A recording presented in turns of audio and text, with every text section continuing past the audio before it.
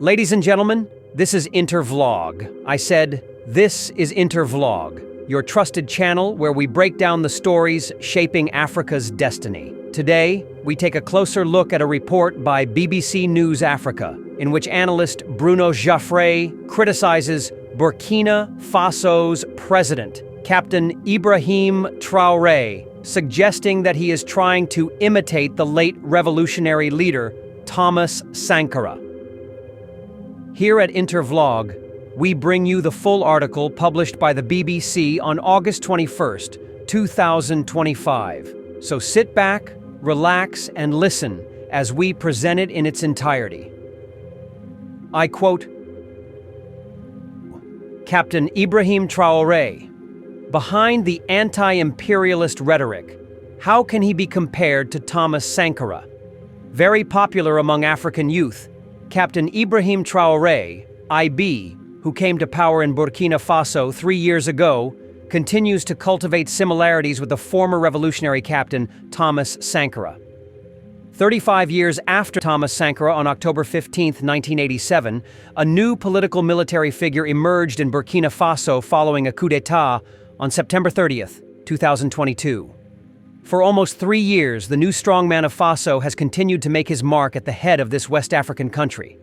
With his sharp speeches, gestures, and jokes, Ibrahim Traoré, who always appears at official ceremonies with gloved hands, a red beret strapped to his head, a pistol on his belt, and a neck warmer that has become almost his identity, cultivates the image of a military man close to the people, like a certain Thomas Sankara. Some now see him as the worthy heir to the revolutionary captain. Nationalism and anti-imperialism as common points between Ibrahim Traoré and Thomas Sankara. Wendiam Hervé Lankwande, an independent Burkinabe political analyst, notes that Captain Traoré adopts certain rhetorical codes of Thomas Sankara. Direct speeches in simple language accessible to ordinary people and reaffirmation of national sovereignty. Despite the difference in the regional and international political context that separates the two men, he sees a similarity beyond the fact that they are both from the army and captains of their state. They both have a strong stance in international relations with a nationalist and anti-imperialist discourse, and a clear desire to break with the political practices of the local political elite, whom they distrust, while calling on the Burkinabe to show integrity and patriotism. Analyses Wendiam Hervé Lankwande, contacted by BBC Afrique. Beyond these aspects, Ibrahim Traoré and Thomas Sankara also share common points, namely a stated desire to be close to the people and to promote endogenous development initiatives. Author of several reference works on Burkina Faso, including The Sankara Years, From the Revolution to the Rectification, 1989. Biography of Thomas Sankara, The Fatherland, or 1997. The Unfinished Insurrection, Burkina 2014, Thomas Sankara, Freedom Against Destiny, 2017. Among others, Bruno Jaffray, French essayist, is considered the main specialist and biographer of the Burkinabe revolutionary captain.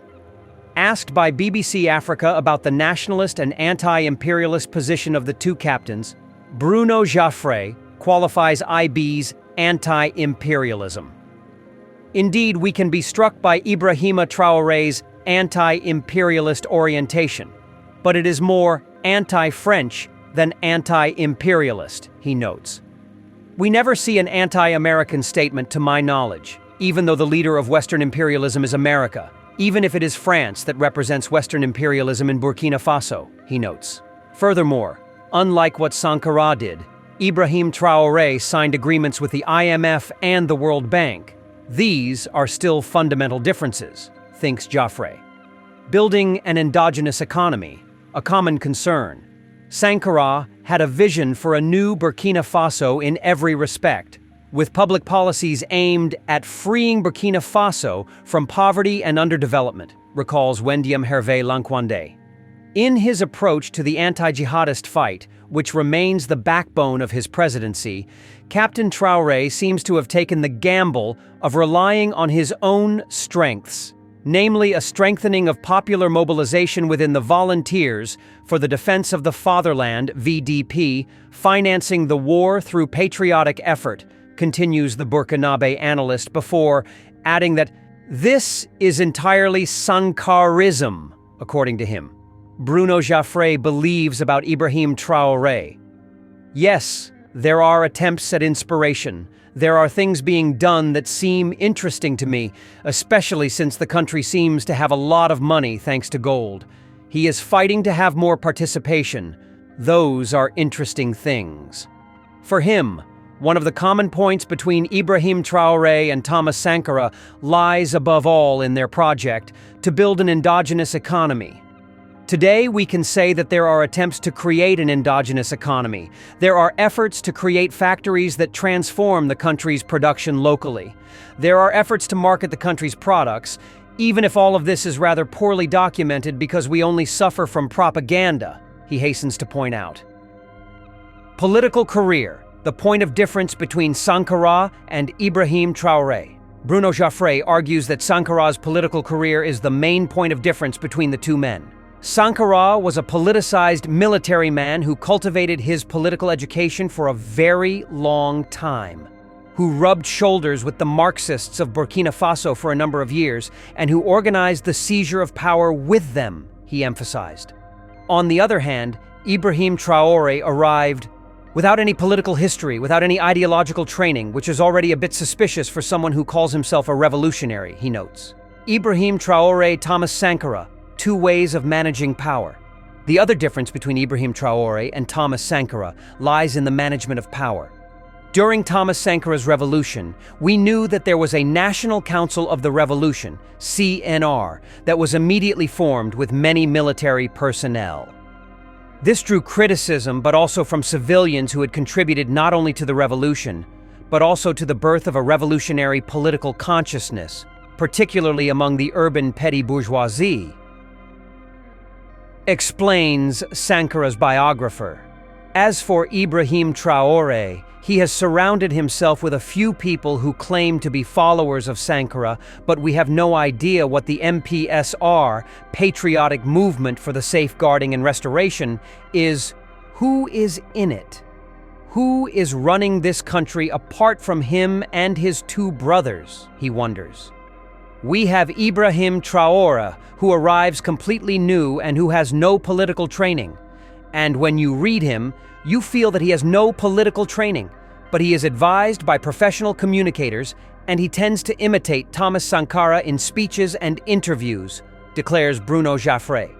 For him, you don't make a revolution when you don't have an ideological background. Sankara relied on Marxism even if he often admitted that he wasn't. But he was a Marxist.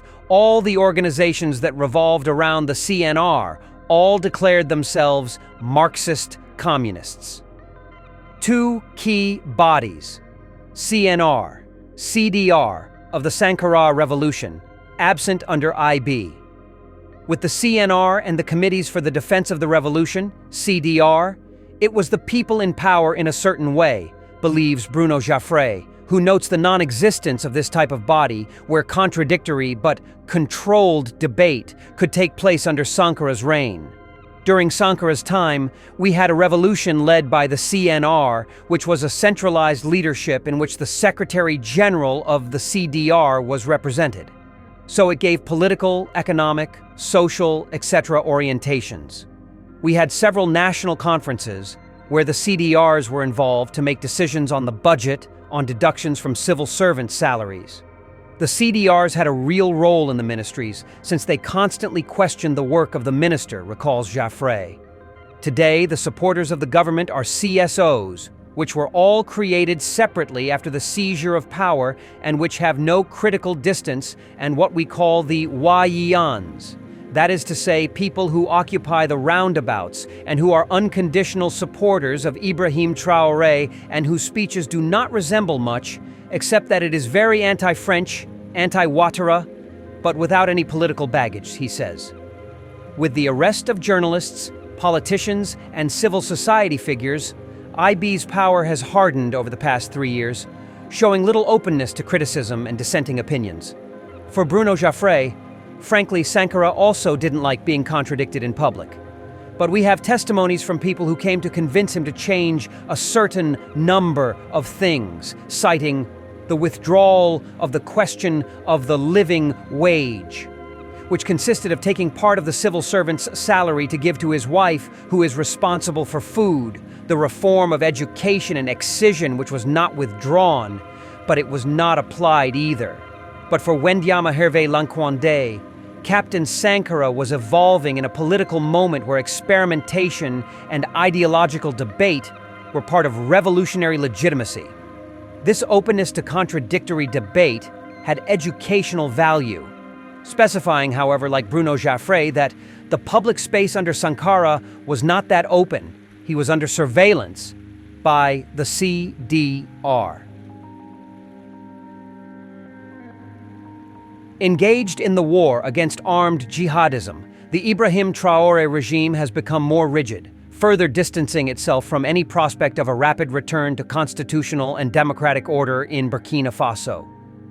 This is the end of our program today. See you on Intervlog, same time tomorrow. Thanks for watching.